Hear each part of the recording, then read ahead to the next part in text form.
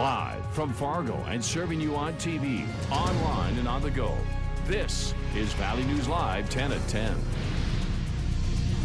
We begin tonight with breaking news out of the Clay County Jail in Moorhead. Thank you for joining us tonight. Mike and Steph are off. I'm Krista Boehm. Police have a West Fargo man back in custody after he escaped the Clay County Jail Annex tonight. 30-year-old Jacob Elnis of West Fargo was discovered at a North Moorhead residence about 45 minutes after he escaped. He was being processed for a work release at the annex while serving time for a fifth-degree controlled substance charge and property damage. Officer Mark Empting says he was not being escorted when he walked out a side door of the annex. Empting says Elnis will now face an escape from custody charge along with obstructing and a theft property charge. And we have new information on the shooting at a Planned Parenthood in Colorado Springs. 3 people have died following the shooting, 2 civilians and 1 police officer. After a 5-hour standoff with police, the gunman surrendered and was taken into custody. You can see the suspect in this video wearing a white shirt as he's being taken from the sheriff's office or from a sheriff's vehicle to another. Police have not identified him and do not know if the clinic was targeted for any specific reason. A total of 9 people, including 5 officers, were taken to area hospitals. Investigators worked late tonight in the Planned Parenthood building to make sure several unidentified items the gunman left behind were not dangerous. And a man charged with murder for a brutal fight that killed another man outside a Fargo bar has changed his plea to guilty. Scott Moen pleaded guilty to murder and 1 count of conspiracy. The other 2 charges were dropped. He's one of 4 defendants in the murder of Joey Garsland, who was beaten outside of a Rick's bar in May. Moen earlier pleaded not guilty to 4 counts in connection with the death. The other 3 people accused in the murder are scheduled to go on trial as early as December 15th. Moen's trial had been scheduled to start in January. Black Friday shoppers might have been all smiles, but police say it usually means assaults, people being trampled, and credit card theft. It's the largest shopping day of the year, meaning easy targets for criminals, according to police. But here in Fargo, the PD say they don't see those violent crimes much on Black Friday. It's usually more shoplifting. I know that, Black Friday, with all the shoppers in there, there's also potential for more shoplifting, so they put on extra security as well. Lieutenant Mitchell says shoplifting numbers are up in Fargo compared to last year. Some big box stores took a bit of the spark out of this Black Friday by opening their doors on Thanksgiving Day. However, some local retailers remained closed on the holiday and opened their doors early this morning to die-hard shoppers. By the time the doors opened at 5 a.m., the line outside Cabela's stretched around the block, and as many as 500 to 600 people were in line, hoping to win some $15,000 in free prizes. Nationwide, it's expected that 136 million will be out shopping throughout this weekend. And if you've been traveling over the holiday weekend, you might have encountered some drivers who made you thankful your brakes work. North Dakota was ranked in the top 10 for having the worst drivers in a recent survey. It's ranked 7th on the list. While Minnesota comes in at number 1 for having the best drivers, North Dakota ranked poorly because of drinking and driving. But Lieutenant Mitchell with the Fargo Police Department says this ranking is deceiving. Some of that information is skewed because I don't know that a lot of the western North Dakota people are technically citizens of the state. But when they get a DUI arrest in the state, that certainly is something statistically that we will monitor. And if we have 500,000 people in the state, but we really have closer to 1 million, and they're contributing to our DUI arrest, it may skew some numbers. No matter where you're traveling, Lieutenant Mitchell says if you obey all traffic laws, pay attention to your surroundings, and adapt your driving to the weather, your commute will be much safer. And remember, you can share with us your thoughts on our Valley News Live Facebook page. You can follow the latest news, weather, and breaking news updates anytime on your feed.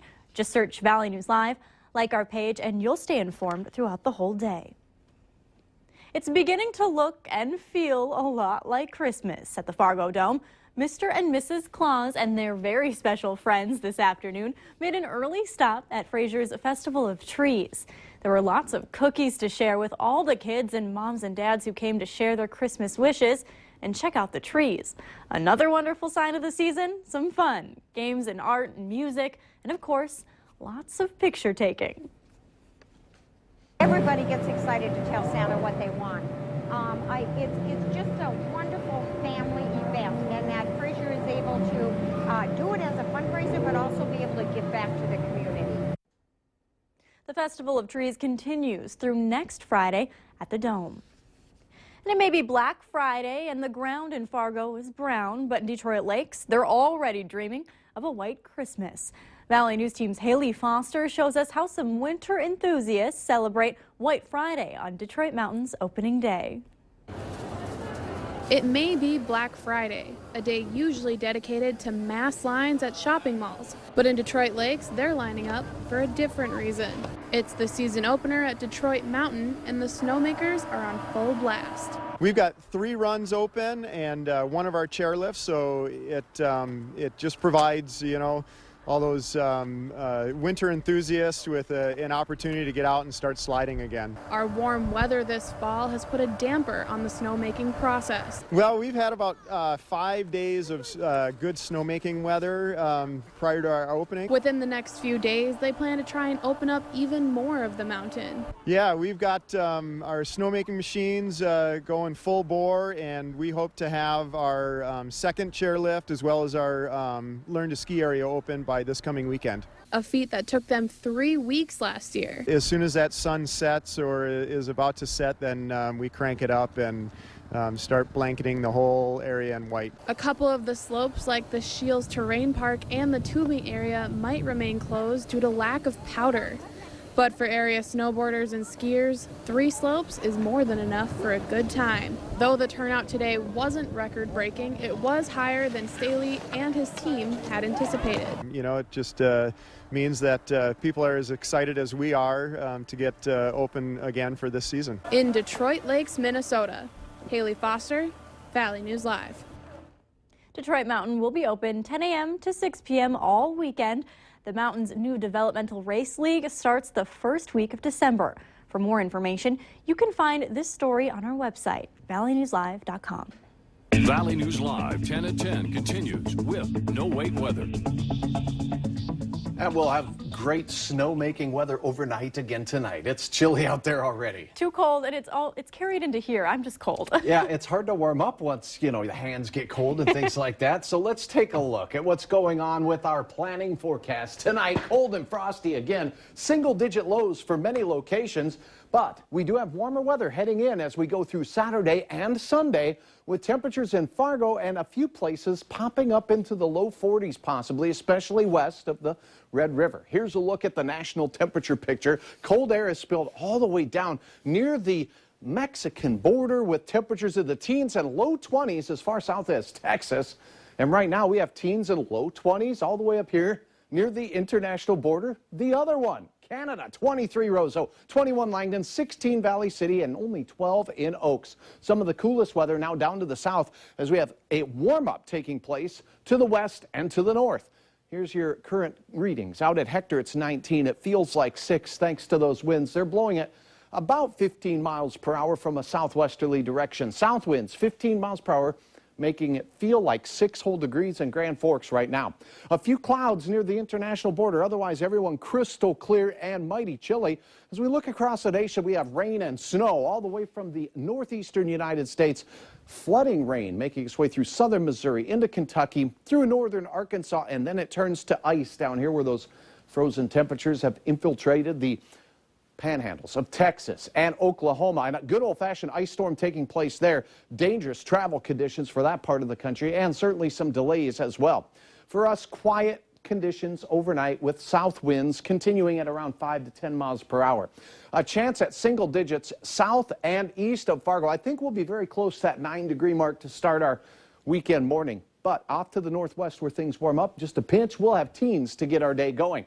Heading through the day, south winds continuing to warm things up, but it'll be a cool first half of your day out there for sure. Make sure you have that frost scraper handy because there'll be some frost on your windshield first thing in the morning. In the afternoon, though, the sun goes to work. south winds at 10 miles per hour. Temperatures having a chance at those mid-30s and maybe even an upper 30 or 2 in southeast North Dakota.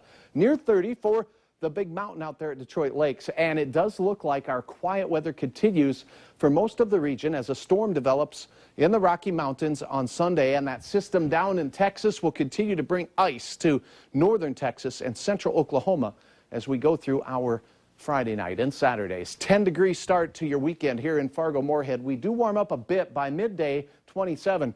It's that early afternoon when things will be the most delightful. Get out and enjoy the mid to upper 30s in Fargo. 37 the high by 5 o'clock, cooling to 34 degrees. All right, elsewhere we'll have temperatures closer to 30 along the international border. That does include you in Bemidji, Park Rapids, Detroit Lakes. But again, that best chance of a warmer forecast for your afternoon in the mid-30s could be in southeast North Dakota. Look what happened Sunday. Storm system exits the Rocky Mountains and whoa, a lot of snow developing through South Dakota. This system looks to stay south of us on Monday, but Monday night and into Tuesday, a chance for some accumulating snow for southern Minnesota. Wow, well, that's some change in our forecast as we head into the weekend, though. Pleasant conditions and mild. A little hiccup in the forecast Monday night into Tuesday, as we showed you. We'll have an update on that throughout the weekend to keep you updated, but should most of that storm system pass to our south, it looks like a very mild late week forecast that could challenge a record on a day or two late next week. Just have to get over that hump, it looks like. That's right. Thank you so much, Hutch.